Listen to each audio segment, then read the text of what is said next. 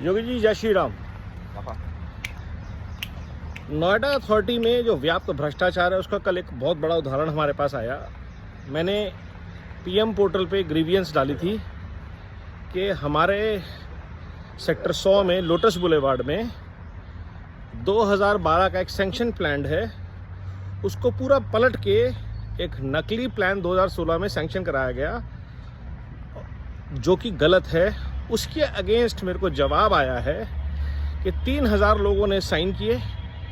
Association को यहाँ की बताया गया, जबकि 2015 में यहाँ पे कोई एसोसिएशन थी ही नहीं। 3000 लोग यहाँ पे रहते ही नहीं थे। तो कैसे ये सिस्टम चल रहा है बिल्डर और नोएडा अथॉरिटी की मिलीभगत से, जहाँ पे एक जगह जहाँ पे हेल्थ केयर फैसिलिटी बननी थी, रेजिडेंट्स के लिए यूज़ के लिए फैसिलिटीज़ बननी थी, उस जगह को पूरा का पूरा पलट दिया गया। 2016 में कंप्लीशन सर्टिफिकेट दे दिया गया, जबकि वो आज तक वो बनी ही नहीं बिल्डिंग। और अब जब बन रही है तो 2016 में उसे एक शॉपिंग आर्केड के नक्शे के रूप में पास किया गया, जबकि वो थी एक यूटिलिटी बिल्डिंग जिसके अंदर कम्युनिटी के लिए फैसिलिटीज़ थे, गेस्ट रूम्स थे, हेल्थ केयर फैसिलिटीज़ थी और बाकी कुछ दुकानें थी। वहाँ पे 4 दुकानों की जगह 50 दुकानें बना दी गई। और नोएडा अथॉरिटी लिखित में दे रही है कि 2012 के नक्शे के अगेंस्ट 2016 का नक्शा पास किया गया, जबकि सिर्फ आप डेविएशन 1%, 2%, 5% अप्रूव कर सकते हैं। ग्रुप हाउसिंग के लिए एलोकेटेड किसी भी फैसिलिटी को कोई भी अथॉरिटी बदल नहीं सकती। तो ये बदला कैसे पूरा नक्शा, और कौन कौन इसमें लिप्त थे 2016 में, 15-16 में? वो अधिकारी कौन थे जिन्होंने इस नक्शे को 3Cs के साथ, बिल्डर के साथ मिलके चेंज किया?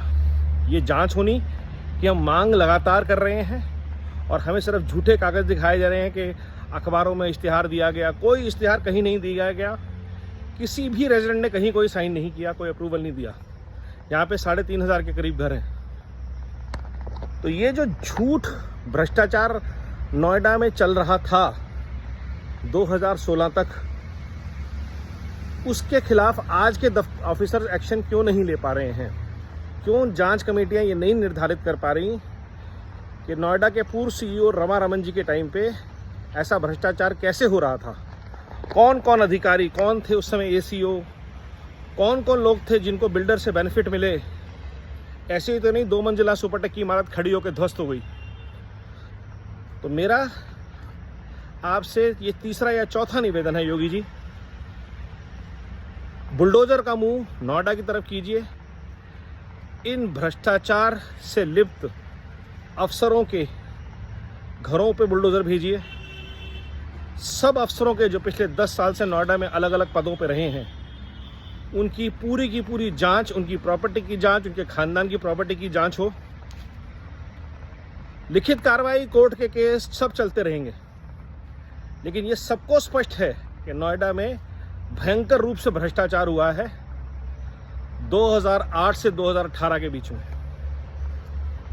ये सबको पता है, सबको पता है, रोज दिख रहा है। शॉपिंग कॉम्प्लेक्स बना के बेच दिए जाएगा रेजिडेंशियल कॉमर्स सोसाइटीज़ में। बड़ी बड़ी जो मेगा सिटीज़ टाउनशिप साइन हुई थी स्पोर्ट्स सिटीज़ के रूप में, उनको तोड़ तोड़ के बेच दिया गया। स्पोर्ट्स फैसिलिटी आज तक नहीं बनी। ये भी 3Cs की करामात है। तो ये एक बिल्डर ने जितना गदर मचाया है नोएडा में, सुपरटेक का तो जो हाल हुआ हमने देख ही लिया। ये लोग 10 साल से चिल्ला रहे हैं कि बिल्डर बेईमानी कर रहा है। आज वो बिल्डर बैंकरप्ट है और लाखों लोगों का पैसा डूब गया। ऐसे कई केस हैं नोएडा में।